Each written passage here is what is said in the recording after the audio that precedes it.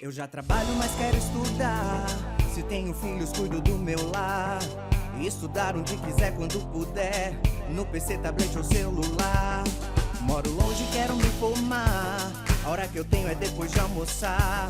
Praticidade tem o nome, polos em todo o país. Online posso me formar. EAD, o Unicesumar tem qualidade de ensino pra você criar. EAD, o Unicesumar, você escolhe a hora que quer estudar. EAD, o Unicesumar em cada canto do Brasil, porque melhor não há. EAD, o Unicesumar, do meu jeito, no meu tempo, em qualquer lugar.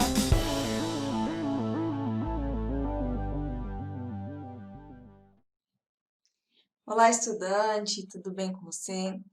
Chegamos à nossa primeira aula da disciplina de Prática de Ensino, Concepção e Organização. Uma disciplina que vai nos permitir refletir e compreender todo o processo histórico da formação de professores no Brasil.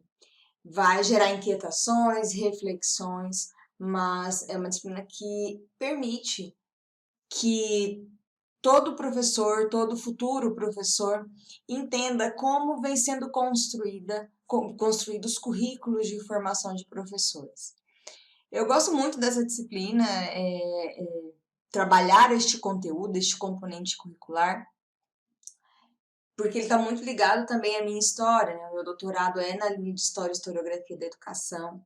Então, quando a gente fala de processo histórico, é algo que eu gosto bastante. Gosto de falar que, apesar da gente citar algumas questões políticas de políticas da educação dentro do nosso conteúdo, nós não vamos mergulhar nisso, nós não vamos discutir, vocês têm aí no processo formativo de vocês o componente curricular de políticas educacionais, que vai discutir isso a fundo. Mas não tem como falar de história da educação, principalmente de construção da formação de professores, sem falar de algumas leis, sem falar de alguns elementos que são importantes para a gente compreender qual foi o caminho trilhado para a gente chegar onde a gente chegou agora, que é um momento desafiador, que é um momento que gera angústia, que é um momento que às vezes até nos desanima de sermos professores. Mas quando a gente assume esse compromisso, a gente encontra aí vários caminhos para conseguir e para permanecer nele. E eu também vou falar bastante sobre isso com vocês ao longo da nossa disciplina. Vamos começar conhecendo a nossa ementa, todo o processo formativo, toda a construção de conteúdo de cada componente curricular, ele começa pela ementa. E é importante começar com ela, né, por ela, justamente para você entender quando você for preparar suas aulas, quando você for, alguns acredito que já estão em sala de aula, mas é importante refletir sobre a ementa. É um documento que vem dentro da formação do ensino superior, por exemplo, atender aquilo que está lá nas diretrizes curriculares nacionais para a formação dos profissionais licenciados, né, dos professores. Cada componente curricular, que são as que a gente chama de disciplinas, né? A gente vem lutando aí para mudar, para tirar parar de chamar dessa forma, mas é algo que está muito enraizado em nós ainda e é a forma de se fazer entender na maioria das vezes. Mas cada ementa de cada componente curricular, de cada disciplina, ela vem aí trabalhar um recorte daquilo que é exigido lá na diretriz curricular nacional. E é importante vocês terem contato com a ementa, com o plano de ensino, justamente por quê? Porque é a partir dele que você vai entender o que você vai estudar em cada uma das disciplinas, o que você vai trabalhar neste momento em processo formativo, né, num processo que vocês estão passando, mas depois para você construir os seus planos de aula, para você trabalhar esse conteúdo com os seus alunos. Estou falando aqui de plano de ensino no ensino superior. Quando a gente vai para a educação básica, a gente tem hoje a nossa base nacional curricular, que não é currículo, mas é a partir dela que o currículo ele é construído. E, é claro, a partir disso a gente vai construindo os planos de aula. Cada um dentro do seu nível de ensino, né, superior, médio, ou fundamental, 1 e 2, educação infantil, enfim, cada um dentro do seu nível de ensino, mas vocês aqui pela formação, né, que nós estamos trabalhando, é importante ter esse contexto, ter esse entendimento, para quando você chegar lá na frente você conseguir diferenciar. Então, o que diz a ementa da nossa disciplina de prática de ensino, concepção e organização? É o estudo do referencial, que contribua para a formação do futuro licenciado por meio da oportunidade de vivenciar e refletir acerca da prática de ensino como componente curricular, oportunizando a compreensão da prática pedagógica enquanto elemento fundamental nos cursos de formação de docentes, procurando levar o acadêmico a entender a praxis pedagógica na formação, a interdisciplinaridade e sua participação na construção do projeto político-pedagógico na instituição escolar. Essa ementa, ela traz para a gente esses pontos, né, que eu coloquei aqui em destaque, já uma inquietação que faz parte de todo o processo de formação de licenciados, que é trazer a prática desde o começo do processo formativo. A importância disso. Nós vamos ver se você já começou a fazer a leitura do livro, se você já assistiu às primeiras aulas conceituais, em especial a primeira, que esse entendimento de em que momento eu devo inserir a prática na formação do licenciado é algo que vem sendo debatido já há muito tempo. No começo, isso era feito somente nas séries finais, né? Entendia-se que primeiro estudaria os conteúdos relacionados à formação específica e depois os conteúdos chamados de conteúdos pedagógicos, como didática, prática, psicologia da educação ou coisas assim. E daí foi se percebendo que não, que tudo isso exige um processo de maturação. E é o que acontece aqui com você na formação que você escolheu. Então, aqui no seu curso, por exemplo, você tem um caminho quando fala das práticas, né? Então, nós começamos por essa, que é a concepção e organização. Então, para entender o processo histórico. Então, desde o primeiro ano, desde o começo, eu já tenho contato com questões da prática. Vocês têm uma atividade mapa que leva vocês para a prática. Vocês têm questões contextualizadas nas atividades que fazem você praticar justamente aquilo que pode ou que você venha vivenciar depois lá no seu dia a dia, depois lá na sua prática docente. Você tem aulas interativas com professores que trazem uma realidade de discussão, situações atuais para refletir. Tudo isso, é claro que nesse momento que a gente está vivendo de pandemia, de que nós estamos trabalhando em distanciamento social, eu, por exemplo, estou gravando essa aula aqui da minha casa. Se fosse num outro momento, um dito normal, né, como a gente vem falando, eu estaria no estúdio da instituição, falando ao vivo com vocês, enfim. Mas eu quero dizer, neste momento que a gente está vivendo, toda a nossa prática está sendo mediada pela internet, pela questão, né, de você pesquisar e tudo na internet, mas com certeza, em momentos que isso não acontecia, você seria estimulado a estar dentro de uma escola, a realizar algumas ações, algumas pesquisas que envolvessem a prática docente. Então, nós começamos por essa para entender o processo histórico de construção. Mas olha só as práticas que vocês terão ao longo do curso. A segunda prática, introdução aos estudos filosóficos. Por quê? Porque eu tenho que compreender isso. Você vai entrar no processo formativo, são textos densos em que você vai aprofundar e vai entender isso, trazendo, claro, sempre para a questão da realidade. Depois a questão das competências socioemocionais, tão faladas dentro da nossa base nacional comum curricular. Eu sei que a base, sempre que a gente fala da base, às vezes, mas vai falar da base. Precisa falar, precisa discutir. Eu trago muito a base, quando eu trabalho esse conteúdo de prática ou no conteúdo de didática, eu sempre trago a base, porque é o documento que a gente tem hoje, o documento oficial da educação, para a construção do currículo da educação básica, que é sim um objeto de indagação, de discussão e que precisa ainda ser muito debatido, mas ele está posto, está lá, feito por profissionais que são muito, muito vivos na educação e a gente precisa trabalhar com ele. A base ela vai passar, é claro, por todo um processo, da mesma forma que a LDB passou e passa, enfim, isso é construção a partir de todo o contexto que a gente vivencia, é história, né, de hoje, né, a história sendo construída por nós. Mas as competências socioemocionais foi por meio da base que elas vieram mais à tona ou se tornaram mais expostas.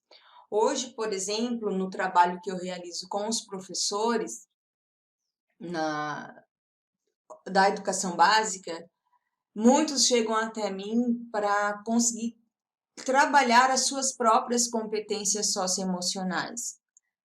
Por quê? Porque no seu processo formativo de licenciado independente, que seja um pedagogo, um professor na área, né, em áreas específicas para o ensino médio, enfim, a formação de licenciado. Na sua formação, até então, eles não tiveram algo, um componente que trabalhasse as competências socioemocionais. Então, é exigido isso deles para entrar na sala de aula, para trabalhar com os alunos. Eu não posso montar uma aula sobre competências socioemocionais, porque elas precisam estar contidas dentro do meu conteúdo e, né, dessa forma eu vou trabalhando, mas eles não sabem como fazer, a maior parte. Então, vocês terão um conteúdo, uma disciplina específica para trabalhar isso. Olha que maravilhoso. Isso é a prática desde o começo. Mas a outra prática, metodologias inovadoras para o ensino, que está aí mais uma vez dentro desse momento de pandemia, o quanto isso expôs a escola, as suas fragilidades, o que por um lado é bom, porque o que eu tenho visto são professores assim dando show com os recursos que têm. Não tá fácil, não é algo simples de se fazer, muitas pressões, às vezes exigências extremas, para professores que não tiveram uma formação específica também para isso. Mas aqui vocês terão, então, um conteúdo, um componente específico para trabalhar as metodologias inovadoras para o ensino.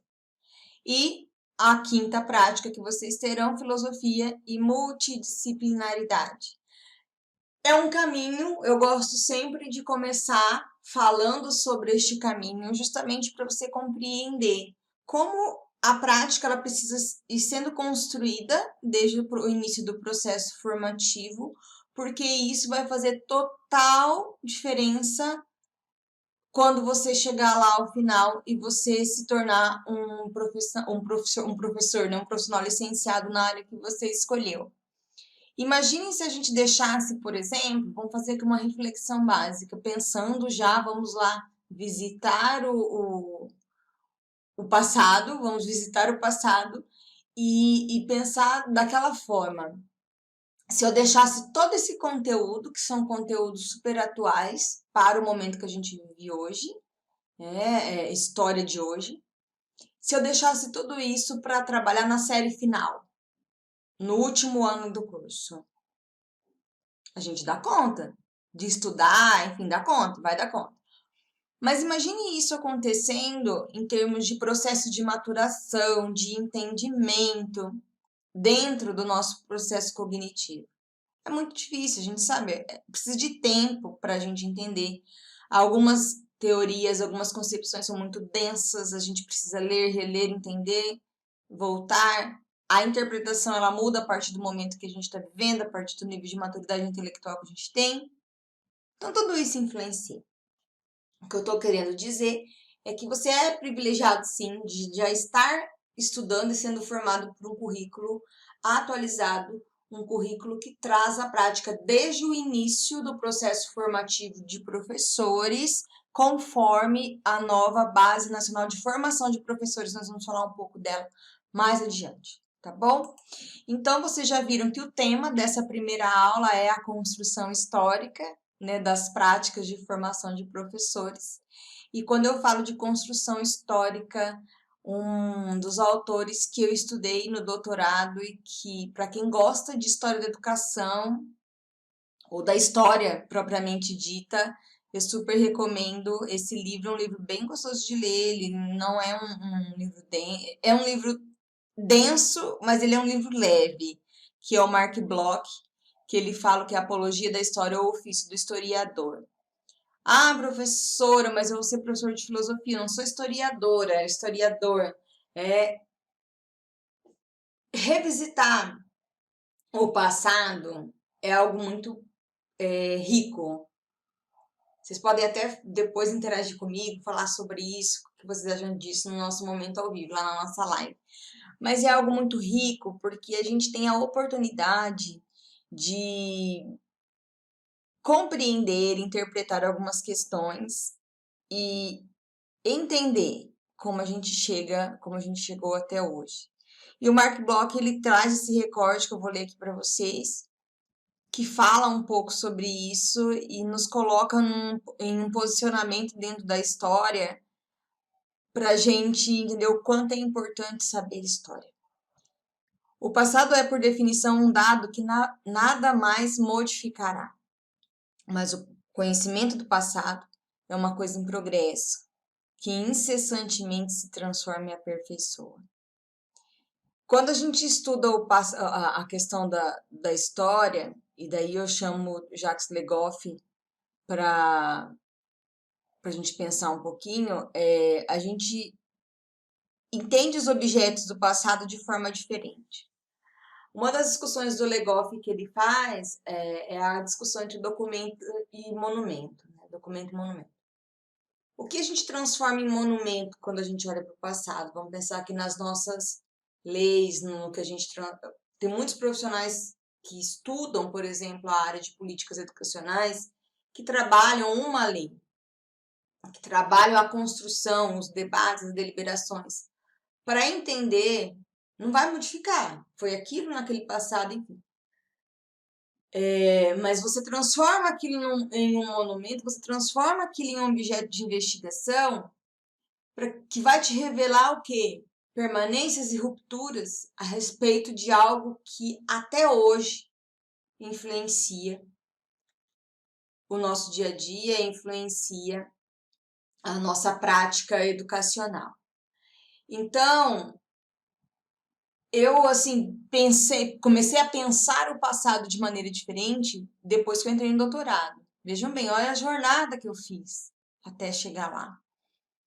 E hoje isso me possibilita compreender várias concepções a respeito da dinâmica escolar, da gestão educacional, da própria didática e da prática de uma maneira geral. Então, tudo isso que eu estou falando tem a ver com o quê? Com o entender dessas leis, com o entender desses aspectos que influenciaram a construção histórica. Nós vamos falar, por exemplo, do Manifesto dos Pioneiros de 1932. Se você pegar o manifesto e ler trechos do manifesto, parece que ele foi escrito hoje, 2020. Porque tem coisas de lá que são dores que estão até hoje dentro da formação de professores. Quando a gente fala da valorização do professor, da valorização da carreira docente, que essa valorização ela envolve a questão de remuneração, mas ela envolve o próprio papel, identidade do professor na sociedade. Da sociedade entender que o professor ele é um ser importante, se não o mais importante, para toda a construção social. Essas marcas elas estão lá no Manifesto Pioneiro da Escola Nova de 1932. Hoje elas são muito presentes ainda. Então, como eu consigo fazer esse tipo de análise, esse tipo de interpretação? A partir do momento que eu revisito esse passado. Então, entender a história da educação é fundamental para todo profissional licenciado. Se eu puder te dar uma dica para você que está começando agora, leia os clássicos. Leia, eu escolhi fazer filosofia, mas é importante entender de psicologia organizacional, leia os clássicos, antropologia. É importante ler realmente esses autores que contribuíram para a construção da educação. É isso que vai te diferenciar e te possibilitar ser um profissional que realmente mobilize a educação, porque a gente precisa realmente parar de ficar fazendo discussões que são discussões de caráter estéreo dentro da escola, de realmente cumprir com o nosso dever de formar os cidadãos críticos, né? De levar essa discussão. Eu sei que o sistema muitas vezes engessa, eu sei que existe toda uma discussão a respeito de mazelas que a gente carrega há bastante tempo, que envolve questões de políticas educacionais, questões políticas de uma maneira geral, mas isso não pode sobrepor o nosso papel de professor. Então, são algumas provocações iniciais e eu te chamo a refletir. Você pode pausar esse vídeo agora e refletir sobre isso e responder essas duas questões para levar depois para o debate para a nossa live. Qual projeto educacional você quer realizar? E qual o seu ideal pedagógico? É uma reflexão para quem está começando agora a formação docente. Ah, mas eu já sou professor, mas você começou um novo curso, então vamos começar uma nova reflexão. Qual projeto educacional eu quero realizar? Eu tenho, para mim, muita clareza o tipo de projeto educacional que eu quero realizar, que vai contra muitas concepções do sistema de ensino. Mas vamos lá, a gente precisa fazer, né? Muitos falam, por exemplo, para mim é muito comum eu ouvir que eu tenho uma visão muito romantizada da educação. Mas eu acredito nas pessoas, eu acredito na mudança do ser humano enquanto educadora, enquanto pedagoga, enquanto profissional da área da educação, eu tenho isso para mim como essencial. Isso para mim é um valor ético. Eu, Patrícia. Então, mesmo que esse projeto de acreditar na mudança do ser humano, de acreditar na mudança por meio da educação, seja visto como um projeto utópico, até mesmo romântico, eu procuro colocar em prática o máximo que eu quero, mesmo apanhando um pouquinho às vezes. Por quê? Porque eu vejo que é assim que a gente consegue fazer essa mudança acontecer. Então, reflita sobre isso. Como eu falei, você pode pausar o vídeo aqui e responder essas duas questões. Por que então conhecer a perspectiva histórica? Acredito que vocês já tenham percebido a importância dela, né? O conhecimento da construção histórica da prática de ensino possibilita ao futuro licenciado olhar para o passado da disciplina e refletir sobre a sua construção e forma de condução na formação dos professores, como eu comentei com vocês. E daí eu vou falar aqui de alguns marcos importantes, né? O primeiro deles, o Manifesto dos Pioneiros de 1932. O que propunha o manifesto? Aqui, de maneira bem simples, você pode aprofundar no livro, existem materiais, né? Procure sobre o manifesto, tem algumas discussões bem legais que podem ajudar aí nesse entendimento. O próprio documento ele é disponível na internet para você discutir, tem artigos muito bons feitos sobre isso, trabalhos acadêmicos muito bons.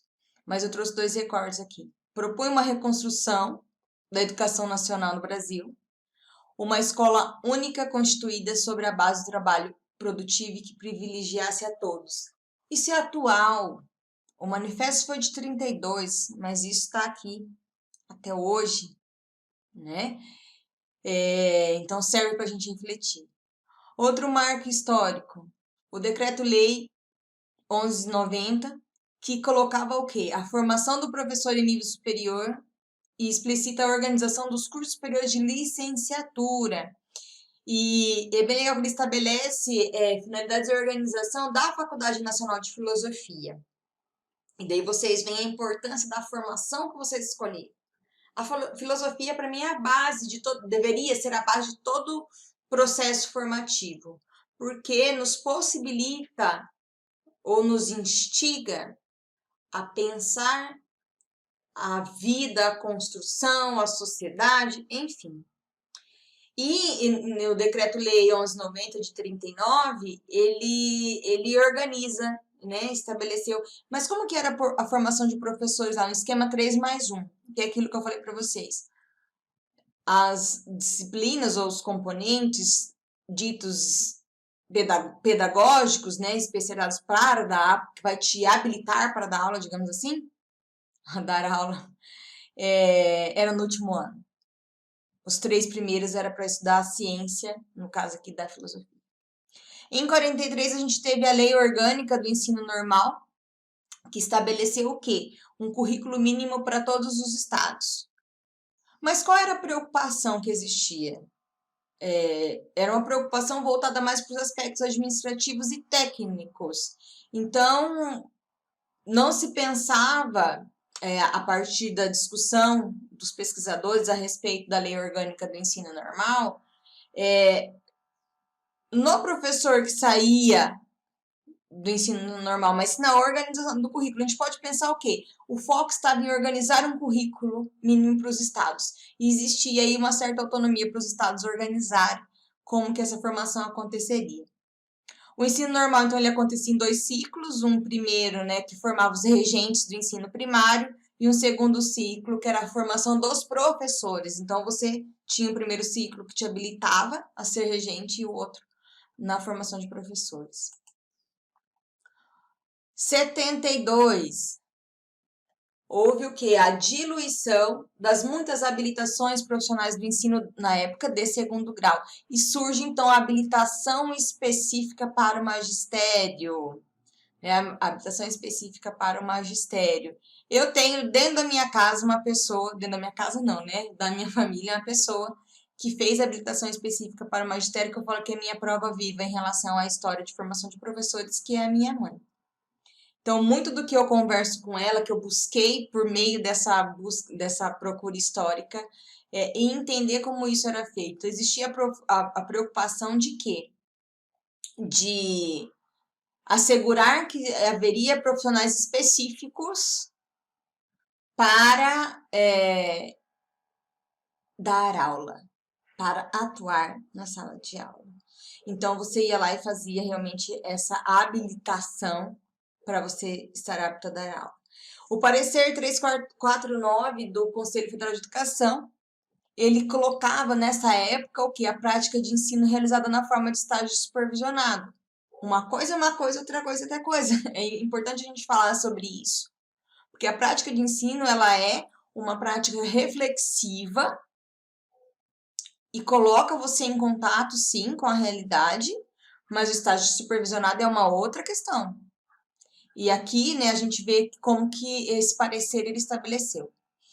Pulamos para a década de 80. O que houve na década de 80? Década que eu adoro estudar, por causa dos movimentos que a gente teve. É difícil da década de 80, mas é bem legal. Nós tivemos um movimento pela democratização da sociedade, um movimento pela reformulação dos cursos de formação do educador, a docência como base da identidade profissional do educador. É bem legal falar sobre isso, porque os debates que aconteceram na década de 80 são os debates que antecederam a promulgação da nova LDB de 1996. E esses debates, eles trouxeram, né, aqui para gente,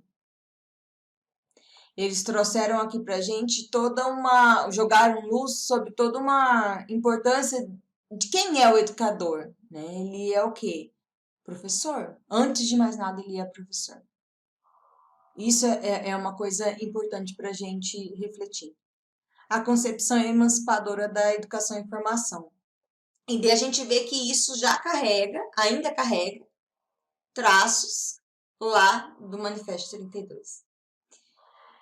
Na década de 90, efervescência dos debates sobre as questões de educação, reforma do sistema educacional, referenciais para a formação de docentes e as novas exigências na formação de professores. E é claro, a gente não pode deixar de falar de 1996, a promulgação da LDB 939496, que é a Lei de Diretrizes e Bases da Educação, que rege a educação até os dias de hoje. A LDB ela passou por muitas reformas, como eu falei, vocês vão discutir isso, vão ter um momento específico para falar sobre isso quando trabalharem as políticas educacionais, mas é importante falar dela aqui, por quê? Porque ela é um marco histórico para para entender a história da educação. O que a gente nota na LDB, né, na 9394? Progressos notáveis nas teorias e práticas, aprendizagem trata o professor como eixo central da qualidade da educação, formação dos profissionais da educação, que deve ter como fundamento, entre outros aspectos, o quê? Associação entre teoria e prática. No início do ano 2000, o Conselho Nacional de Educação, ele traz ali 3 aspectos essenciais. A formação continua no formato tradicional e não contempla as novas necessidades.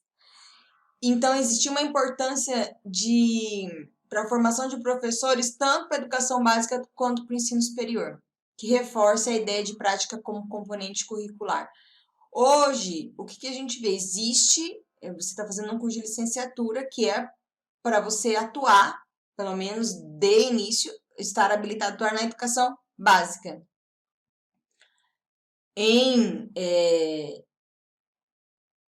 Digamos assim, de uma maneira mais enfatizada no ensino médio, mas também existem aí possibilidade de atuação nas séries finais né, da primeira fase do ensino, né, no ensino médio, no ensino fundamental. Mas você pode atuar no ensino superior. O que a gente vê? Que a formação para o ensino superior é algo que ainda precisa de uma jornada longa. Hoje ela é feita basicamente nos programas de pós-graduação, mestrado, doutorado, alguns cursos de lato sensu. Mas ela tem uma jornada longa ainda pela frente. Tempo atual, então, quando eu falo de construção da formação de professores, uma articulação entre os saberes e fundamentos pedagógicos da prática docente, reflexão sobre a própria prática na formação de professores e a formação inicial é a prática de ensino que deve se pautar justamente pelo quê? Pela investigação da realidade. E daí eu trago aqui para vocês essa reflexão que é o ponto mais atual que a gente tem quando fala de construção histórica, que é a Resolução 2 de 20 de dezembro de 2019, que foi promulgado o quê? Uma proposta para a Base Nacional Comum de Formação de Professores da Educação Básica, que traz,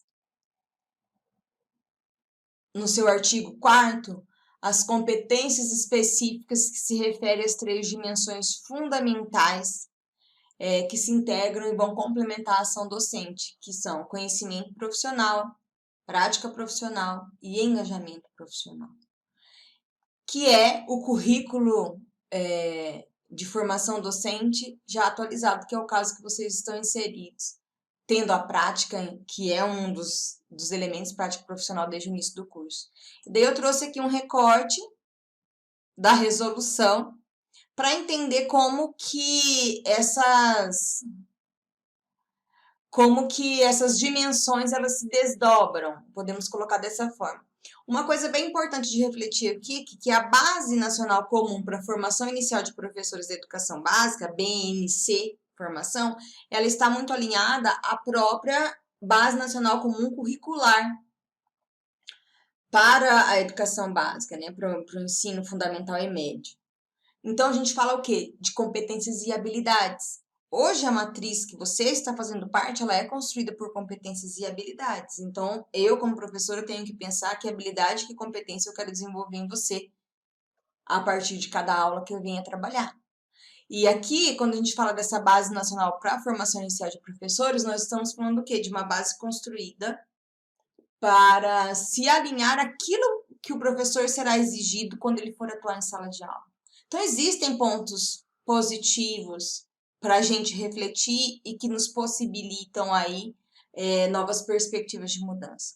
Vou falar aqui de alguns deles, por exemplo, conhecimento profissional, que competência específica, dominar o objeto de conhecimento e saber como ensinar, reconhecer contextos, conhecer a estrutura e a governança dos sistemas educacionais, entra aqui a questão das políticas educacionais, isso que a gente está estudando, a história da formação de professores.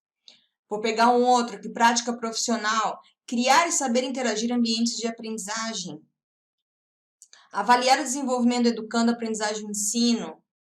Isso tem que ser ensinado e trabalhado desde o começo da formação, para que você tenha tempo de maturação para quando chegar lá ao final. Engajamento profissional, comprometer-se com o próprio desenvolvimento profissional. Eu tenho os conteúdos pedagógicos, tenho que buscar conteúdos e elementos que promovam o meu desenvolvimento comportamental, por exemplo. Outro ponto do engajamento profissional, participar do projeto pedagógico da escola e da construção de valores democráticos. Nós vamos falar de projeto político-pedagógico lá no nosso último encontro.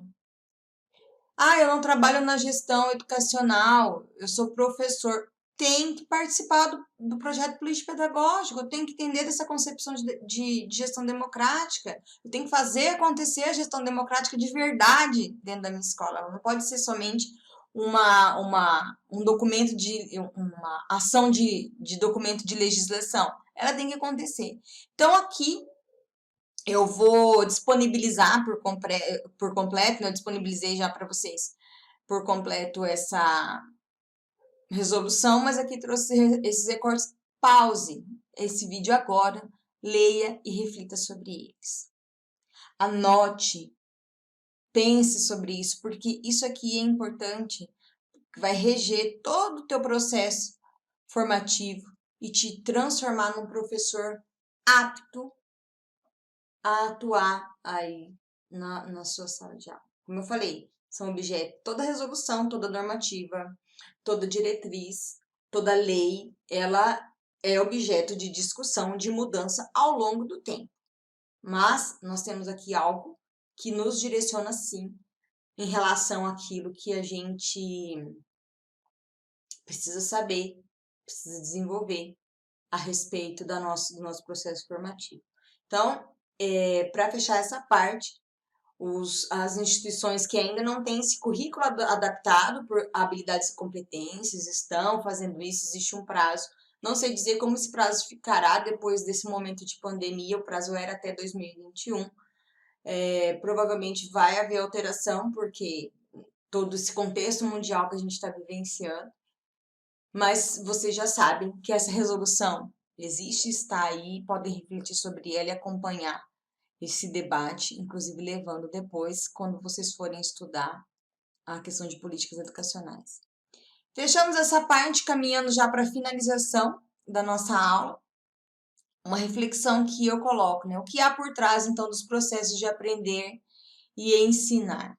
Primeiro, a gente tem que superar essa dicotomia, essa história de teoria e prática. Teoria e práticas, elas estão juntas.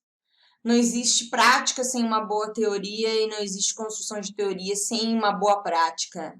Eu sempre tenho isso em mente. Por quê? Porque nós precisamos do empírico, mas nós precisamos do pensamento teórico. E ambas são importantes. E daí eu trouxe aqui uma reflexão, né, abrindo esse box de práticas. Em cada aula eu vou abrir um pouquinho mais para o final, o box de práticas. Que é um recorte aqui de um artigo que também está disponível para vocês, de um professor de filosofia, e ele traz aqui um relato a respeito do seu próprio processo de formação. Eu vou ler esse primeiro trecho porque ele é muito forte para a gente refletir a formação e o quanto isso impacta depois na sala de aula. A minha formação como professor de filosofia estaria plenamente realizada. Explicar textos, em sua maioria rebuscados, a estudantes que, diferentemente de mim, não escolheram a filosofia como formação, utilizando-me de uma história da filosofia cronológica e evolutiva como seu instrumento privilegiado. Exatamente assim ocorriam as minhas aulas na universidade. Era para essa finalidade que eu, estudante de filosofia, estava sendo formado. Lembro-me de que, por conta dessa formação calcada na transmissão histórica, era tomado por uma profunda impotência, pude notar que havia uma intensa dissonância entre dois lugares: o discurso da formação universitária em relação à prática escolar na educação média. O ensino de filosofia tornou-se um problema para mim. Então, é um artigo de história de vida, né?